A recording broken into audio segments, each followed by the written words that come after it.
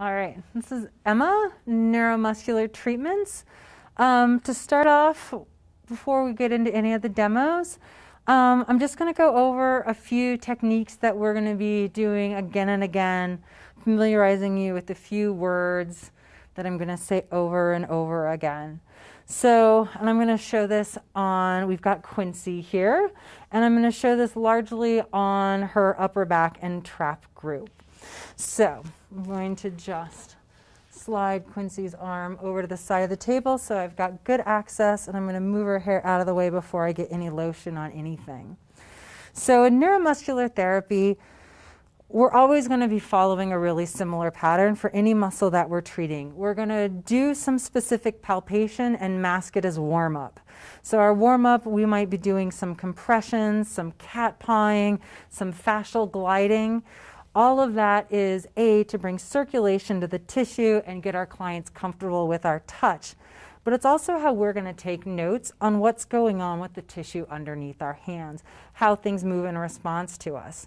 So even when I'm just doing something like compressions on my client's body, so it's creating that gentle compressive warming, I'm paying attention to the difference in tissue density on one side compared to the other.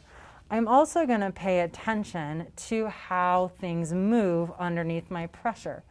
You can see with Quincy here, when I press onto this side of her scapula, there's a lot of motion that happens there. Her spine moves over that way, her shoulder depresses, her shoulder goes into a little bit of external rotation. There's a lot of motion that happens there. When I go on this side, you're not seeing that much. Her rib cage doesn't roll in response to my pressure.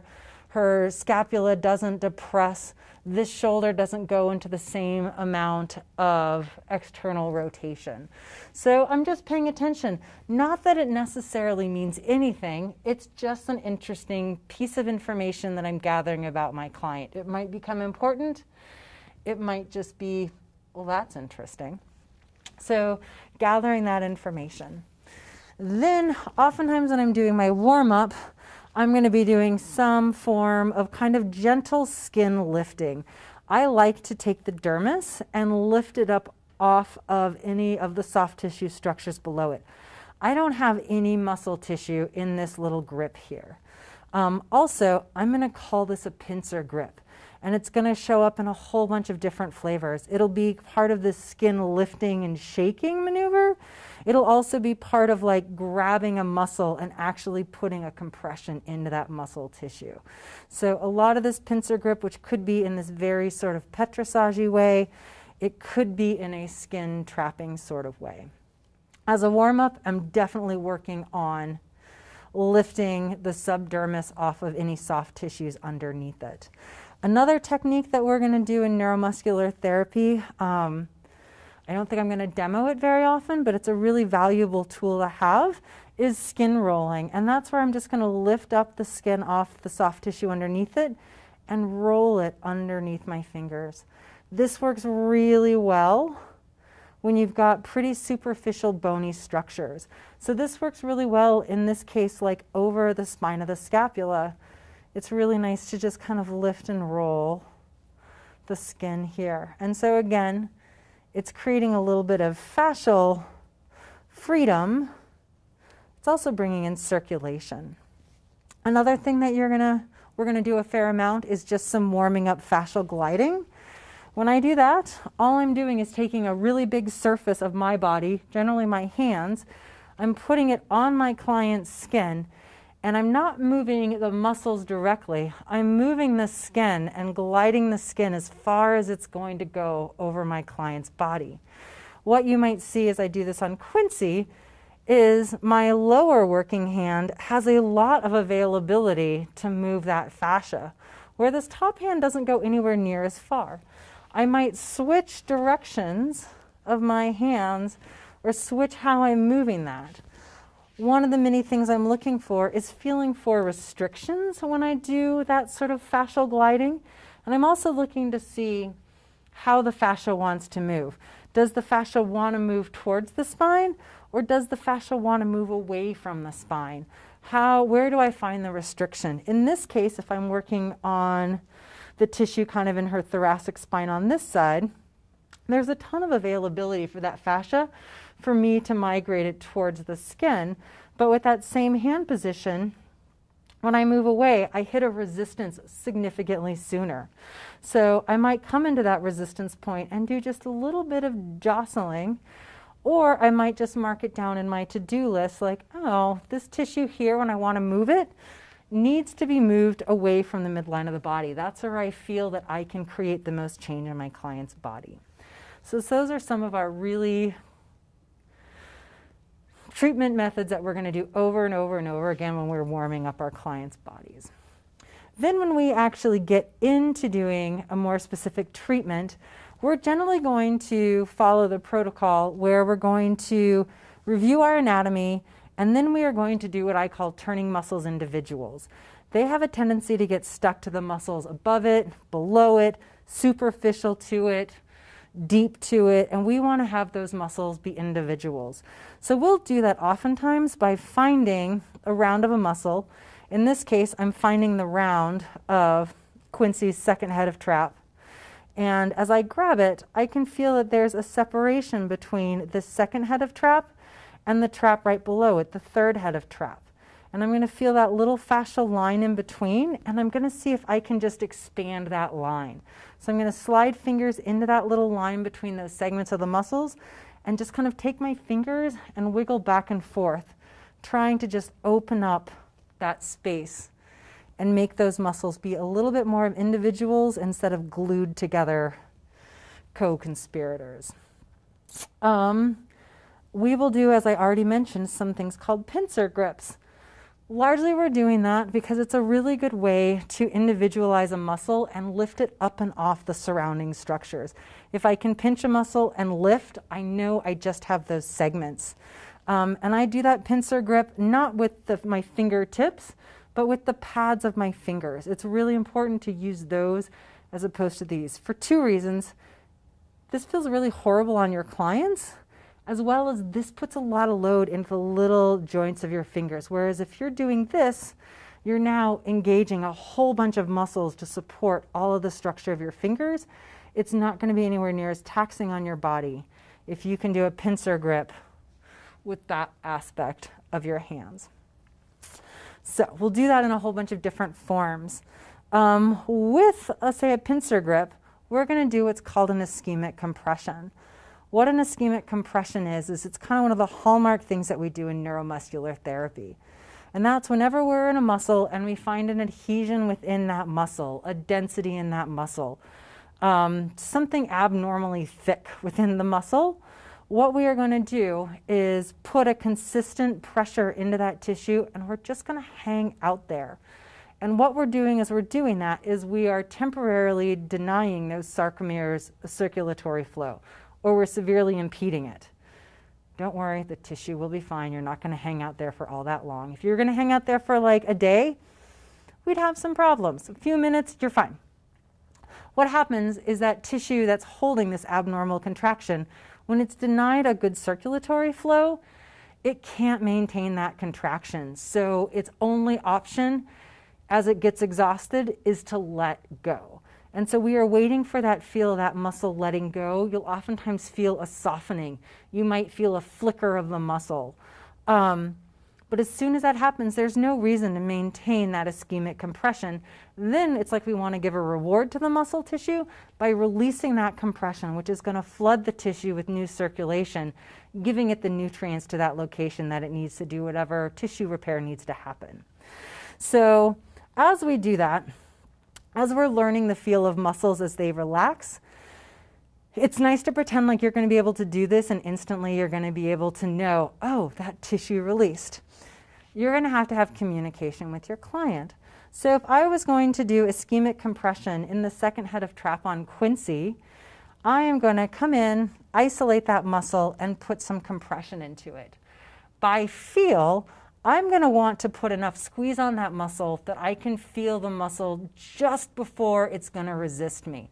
The second I put so much force into it that it's resisting me, then I'm in a fight with the muscle. It knows what it wants. it's going to win, I'm going to lose. There's no point in doing that. Muscling through muscle does not work. So what I want to do is learn to feel, I've got engagement of that muscle. Oh, right there, it's starting to respond to my pressure. If I go a little bit further, it's going to fight me. But as you're learning, especially as you're practicing, you're going to want to have conversation with your client when you're doing this. And this is kind of how that conversation goes for me. Quincy, I'd like to do what's called an ischemic compression in this muscle. It's a trick that I'm going to use that's going to help get it to relax. What I'm going to do is put a little bit of pressure. I want you to tell me on a scale from 1 to 10 of discomfort, where a 1 is you barely notice me, a 10 is very comfortable, quit touching me. We're kind of looking for a 6. It's really that it hurts so good sensation, and I want you to let me know when I get there. Okay? Okay, so I'm going to slide in and slowly increase my pressure. How is that? You could probably go a little bit more. Okay, how's that? That feels great. All right, so simply enough, Quincy was able to guide me into how much force it's going to take to get into this nice little compression. Quincy, how does that feel now? It feels good. It's starting to melt. Yeah, so Quincy just let me know that, yeah, this compression, it's effective. That sensitivity is starting to go away. Hopefully you're starting to feel that tissue soften underneath your fingers. This is a skill that takes quite a while to develop. Don't expect that you're going to finish this class and be able to feel that right away. It takes time. So be in communication with your client. Have a partnership with your client. Invest them in the treatment process. So thank you, Quincy. Oftentimes when you're doing those trigger points, when I come into one, I might say, hey, Quincy, how does that one feel? That one feels pretty local. All right. So I'm not too concerned. I'm going to come into one there. How does that one feel? That one is also very local. Very local. So I'm trying to find one in here that's going to refer for Quincy. Ooh, there we go. How's that guy? That one's pretty good. That one goes down scapula. Okay. So Quincy just described to me a referral pain pattern, which is another really good indicator to me that I'm on a muscle that's really going to benefit from an ischemic compression. Look in your textbooks and you will see that this third head of trap, when you are right above the spine of the scapula, you have a trigger point there that refers pain down that medial border of the scapula. That's exactly what Quincy just said was going on, so I know I'm in a good spot. I've been hanging out here for about 30 seconds, maybe a little bit longer. I talk a lot. How does that sensation feel now, Quincy? It's starting to alleviate. It's starting to alleviate. So as it's starting to let go, I'm going to start to key into that tissue a bit more and see if I can feel the tissue softening, which I can. And so I'm going to reward that muscle by softening my compression. So we're back with Quincy, and I've just finished doing an ischemic compression in this third head of trap. And as I let go of that muscle, one technique I like to do is called breaking. It's a terrible name because you're not breaking tissue. But what you're going to do is you're going to take your fingers and kind of saw them up and over each other. And what that's doing is that's taking the sarcomeres and it's just putting a little bit of twist and load through them. It encourages them to lengthen out more as they do whatever tissue repair needs to happen there. So I've got that nice pincer grip, and I'm just kind of going to move my hands. And oftentimes when I do this breaking maneuver after a ischemic compression, I'm going to start with my fingers really close together because I've been doing that pincer grip. And then I'm going to migrate those fingers out away from each other as I go to each attachment. So if I was here in Quincy's third-headed trap, I'm going to just kind of do this gentle wiggling the muscle back and forth, following it out to each of the attachments. We will also do ischemic compressions instead of by a pincer grip, but by putting direct pressure down into a muscle. And that works really well for muscles that are very flat, and particularly muscles that are flat and over a bone. So in this area, infraspinatus lends itself really well to doing an ischemic compression with a downward force straight into the muscle. If I'm on a really delicate little structure, I'm going to back up an index finger, and I'm usually going to back it up by taking my third finger and supporting it, and maybe taking my thumb and putting it underneath it and coming into that spot. And then I'm going to organize myself into being the most direct line from my shoulder through my wrist to that finger to do that pressure. Obviously, if I'm using just a finger, this is going to be a very delicate structure that really doesn't take much force. My finger joint can't handle a lot of load. The last thing you need to do is injure yourself for the sake of some little tiny trigger point in a client. So if that doesn't work, the next best tool you have, or for a slightly bigger one, is to use a backed up thumb. And all you're going to do is make a soft fist with your fingers, slide your thumb over it, and then this part of your thumb right there is going to be your working surface. So this thumb is fully backed up by the fingers, as well as it's very easy for me to keep a straight line between my shoulder, my elbow, and my wrist. The more straight this line is, the less load it puts into any of the joints. It becomes very friendly biomechanically and actually potentially increases synovial fluid production in your joints, so you're kind of doing a treatment for yourself. But as soon as I add rotation to my shoulder, a bend in my elbow, a broken wrist, that good benefit of doing work like this becomes totally negative. So if I come into Quincy's infraspinatus, there's a nice little adhesion there. I'm going to back up my elbow, back up my thumb, and come in. I'm going to use my other hand to support and to feel and to guide me for what that tissue is doing. You may have seen that I came in like this and I was like, oh, I don't like this because I'm having to actively externally rotate my shoulder. But all I did was I just slightly turned my approach, and now my shoulder is in a nice neutral position. I'm very comfortable and I'm able to put load into my back leg and put pressure into that little tiny trigger point there. And again, I can be in communication with my client. I can be using another finger to feel. Honestly, the longer you do work like this, you'll be able to tell straight through your thumb when that tissue has released. And I'll kind of jiggle out of that compression. Another option we have, obviously only with bigger muscles that have a lot of muscle tissue around it and no delicate structures underneath, is you can do ischemic compressions with an elbow. So if I were to come into Quincy's lower trap, over that erector spinae group, there's a lot of muscle in there. And I could potentially do an ischemic compression with my forearm. There are some times when you can be in structures that you have control, you can support your olecranon process, that you can safely put an olecranon process into tissue. I will show you a few options to do that through this class. But in general, I don't want to be on that really bony point. It's too sharp and it's pure skin on bone. My sensation ability there is not excellent. But when I come just behind it, I get into a much softer tissue that feels better for my client, as well as I get better information back from my client about putting pressure in there.